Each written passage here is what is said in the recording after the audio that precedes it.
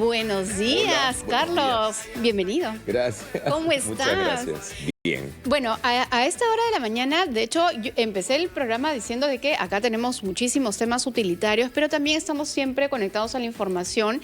Y de hecho, hay temas coyunturales de la realidad nacional. El caso de Trujillo ha sido algo que ha sonado muchísimo y que, por supuesto, tenemos que estar al pendiente y muy atentos. Pero también respecto del Papa Francisco. Y Así Elmer es. Huerta es una persona que ha estado, digamos, ahí al pie de la noticia, siempre informando, sobre todo, de una manera acertada y no exagerada, que sobre todo es bien importante. Así que parte de las cosas que pueden ocurrir en la evolución del estado de salud del Papa tiene que ver con un término llamado sepsis, ¿no? Que es una infección generalizada que, por supuesto, Elmer Huerta nos lo va a explicar con mayor claridad. Elmer, ¿cómo estás? Buenos días. Hola Sara, gusto de saludarte. Buenos días, Carlos. Buenos días también. Buenos días a todos nuestros oyentes. Elmer, y en este contexto siempre consideras importante y además es parte de tu estilo tomar, digamos, situaciones que impactan en la noticia o en personajes y luego lo aterrizamos a lo que puede ocurrir en el día a día, porque es una de las mejores maneras también de aprender y estar enterados de cosas que nos pueden pasar a nosotros o a familiares. Y el caso de la sepsis, que no sabemos si es que lo tiene el Papa en este momento, estaremos muy atentos al próximo informe, pero es un término médico que debemos entender y saber qué es lo que puede pasar y cuándo puede ocurrir. Explícanos un poco. Claro que sí. A ver, para entender la sepsis, lo primero que hay que entender es que este es un fenómeno infeccioso, es un fenómeno inflamatorio tipo infeccioso. Por lo general, las infecciones casi siempre empiezan en un sitio. Eso se llama el foco de infección. Entonces puede ser, por ejemplo, infección urinaria en algunas personas. En otro puede ser pus en la piel, ¿verdad? Un absceso en la piel. En otro puede ser una infección de los pulmones. En otro puede ser una infección en el intestino. Dependiendo de dónde sea la infección, a eso se le llama el foco inicial de la infección. Entonces, cuando ocurre ese foco inicial de infección, obviamente el paciente tiene síntomas que van a estar relacionados a este foco, urinarios, digestivos, etcétera, etcétera. Entonces, allí es donde ya entramos en un terreno importante para entender lo que es la sepsis. Apenas ocurre una infección, el sistema de defensa del sujeto que está siendo infectado reacciona. Y entonces el sistema de defensa muchas veces es capaz de circunscribir la infección a ese lugar. Y si encima de eso tenemos asistencia médica oportuna, tenemos el uso de los antibióticos adecuados, si fuera una bacteria, si fuera un hongo, etcétera, porque las sepsis no solamente son por bacterias, también puede ser por virus, por hongos. Entonces ya se ayudó al sistema de defensa y la infección se queda allí localizada. Entonces, ¿de qué hablamos? De que la infección urinaria de la mamá se curó, de que la neumonía que tenía el papá o el abuelito se curó. Es decir, nunca pasó a más. Se circunscribió allí la infección y se controló gracias a que el sistema de defensa de la persona más la ayuda externa de los tratamientos médicos circunscribieron la infección y allí quedó. Ahora imaginemos que por diversas razones, la edad, por ejemplo, es una muy importante. Personas mayores de 65 años. El estado general de salud, personas con diabetes, por ejemplo, con presión arterial descontrolada, problemas con su inmunidad. Le aparece una infección X. En los pulmones, por ejemplo, una neumonía o una infección urinaria. Y esta infección, causada por un microbio, vamos a poner que sea una bacteria, es una bacteria sumamente agresiva. Y esta bacteria agresiva, en ese sistema de defensa que no está tan bueno por los factores que acabamos de describir, Sara, Carlos, ¿qué hace? Que inmediatamente la infección se quiera salir a la sangre.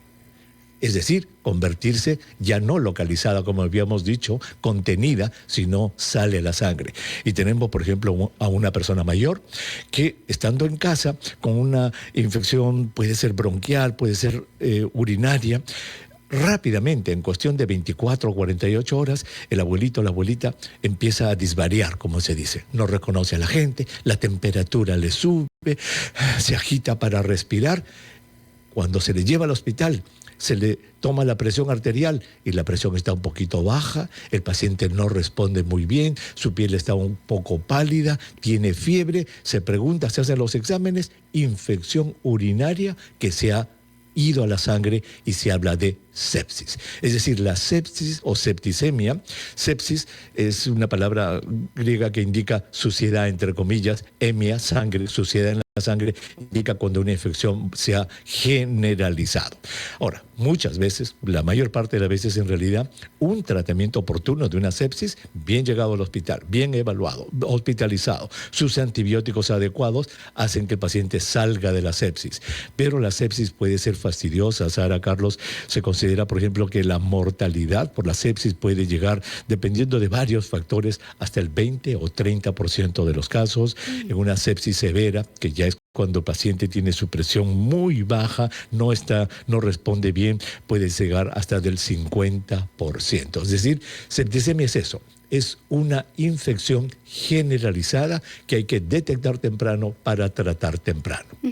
Elmer, me pregunto si este riesgo de sepsis ocurre cuando la infección es dentro de un órgano, porque ¿qué pasa si, por ejemplo, tuve una infección en el pie o una infección en el oído? ¿Podría llegar a ser una sepsis? Muy buena pregunta. La localización de la infección absolutamente es un, digamos, factor que va a favorecer o no el desarrollo de una septicemia. Las infecciones más frecuentemente que se desarrollan en sepsis son las infecciones pulmonares y las infecciones urinarias. Las pulmonares y las urinarias se van con muchísima rapidez a una septicemia.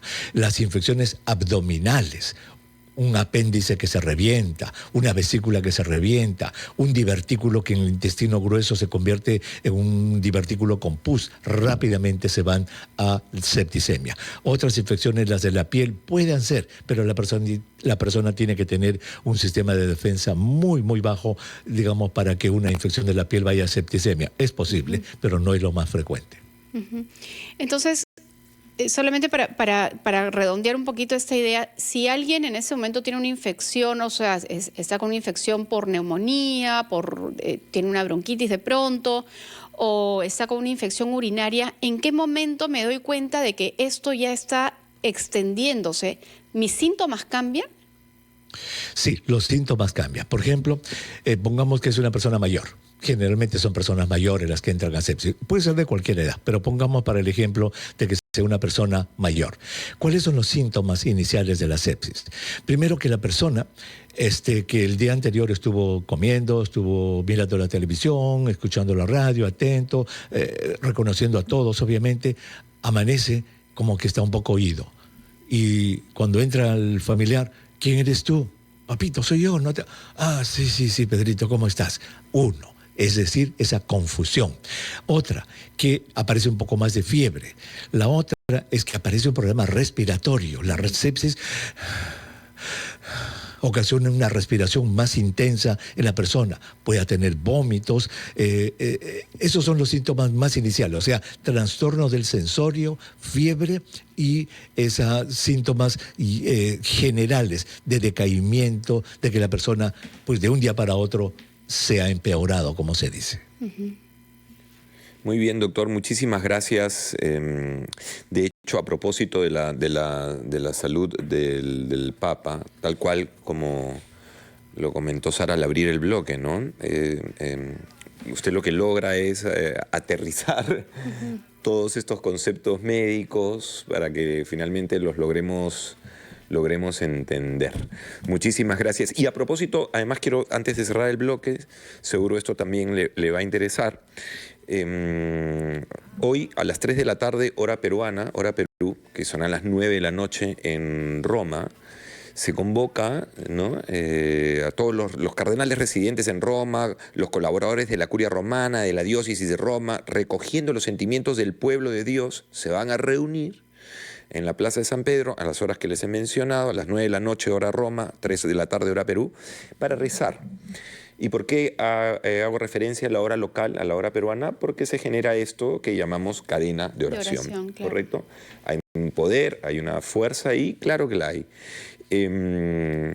Y creo que el poder y lo que promueve la oración es esta tranquilidad, esta certeza que lo que ocurra va a estar bien, ¿correcto? Porque para quienes estamos, me voy a incluir, porque tengo cierta formación al respecto, quienes estamos en el universo de la fe, sabemos que los designios de la fe, de Dios, son los adecuados, así no los entendamos en este preciso instante.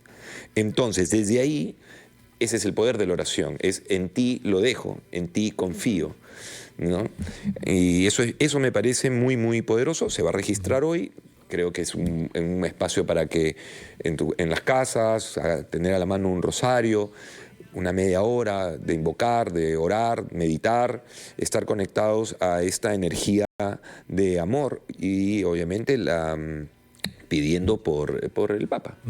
Así es simple. Así que, muy buen punto, Carlos, porque recordemos que los seres humanos no solamente somos un corazón, un riñón, un hueso o un útero. No, los seres humanos tenemos emoción, tenemos espíritu, tenemos nuestra salud mental y nuestra salud espiritual, y el hecho que has mencionado es algo que favorece muchísimo la salud espiritual de un ser humano. Gracias. Totalmente, somos mente, cuerpo y espíritu, la verdad. Gracias. Bueno, doctor, muchas gracias. Que tengan una muy buena semana, un buen inicio de semana. De igual modo, hasta las 5 de la tarde hoy día en Espacio Vital. Chao. Sí. Yo tengo muchas experiencias con la oración, ¿saben? En serio me conmuevo, ¿ah? Claro. En serio me conmuevo, porque una época en mi vida en la que yo solamente tenía a la mano orar. No tenía nada, Sara. No tenía nada. Era cuando tenía 19 años, estaba atravesando X circunstancia, pero lo único que tenía como recurso era orar. Y enganché con un grupo de oración, imagínate. Y me iba a las 6 de la mañana todos los días un par de horas a orar. Pero además a orar por mí, obvio, y luego y a orar por los demás. O sea, ¿no? A recibir pedidos de oración. También eso generaba una energía muy linda, porque muy poderosa, ¿no? El estar al servicio. Y se hizo tan fuerte eso en mí, me acuerdo, que más allá de lo que hubiera ocurrido, ¿no? En ese momento, que me pasaba también que habían personas que me pedían orar por, ¿no? Entonces era como que se enteraban que yo estaba en este grupo de oración y yo les decía, no, pero tú también podrías venir. O sea, no es que porque yo lo haga, algo va a pasar. Yo no soy Roque Santero, o sea, ¿no? Pero ¿sabes qué ocurre? Porque entiendo muy bien la experiencia que comentas. A veces las personas que perciben a alguien que está en ese nivel de fe, de concentración, de conexión con la espiritualidad, con Dios, por supuesto, hay otras personas que en ese momento no tienen esa total apertura y necesitan el apoyo de alguien que sienten que a ti te va a escuchar, ¿no? Sí, y claro, que obviamente no todos, descarta la opción, digamos, por supuesto, de que uno mismo también lo haga, ¿no? Pero ese saber de que alguien más está orando contigo por esa necesidad tan grande y profunda que uno tiene. Es súper potente. No tienes idea de la potencia que tiene eso. Sí, lo comprendo perfectamente. Estoy segura que mucha gente que te está escuchando y en ese momento también lo comprenden. Y reitero, qué lindo poder hablarlo y decirlo, porque no sé por qué, pero es de valientes decirlo. Porque mucha gente tiene fe y porque, ay, ¿qué van a decir? ¿Qué van a pensar? No lo mencionan. Se ora. Y por el contrario, es más bien bueno y es necesario hacerlo. Y lo otro es y a veces te va a pasar en la vida. Hay veces que pasa, que lo único que tienes es tu fuerza, tu fe, tu certeza. Y la certeza en que lo que finalmente va a estar bien lo que ocurra, por último, pero es de los anclajes para mí el más poderoso. Bueno, 10 de la mañana con 50.